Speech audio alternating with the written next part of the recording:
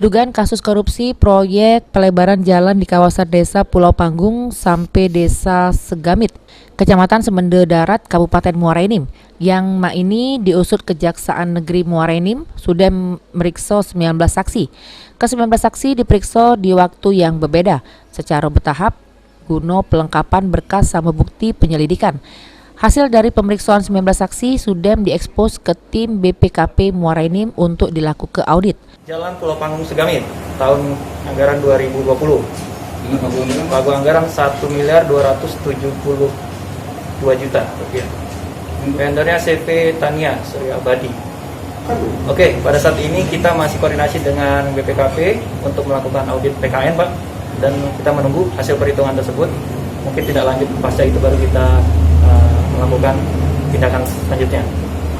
Untuk saksi kita sudah periksa 19 orang saksi. Ya, kita lakukan pendalaman terhadap ahli dan kita juga sudah ekspos ke BPKP, menunggu tim BPKP turun untuk melakukan audit perhitungan kerugian negara.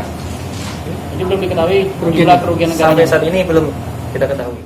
Sampai Mei ini, tim Pitsus belum dapat ke hasil perhitungan audit dari tim BPKP Muara Enim.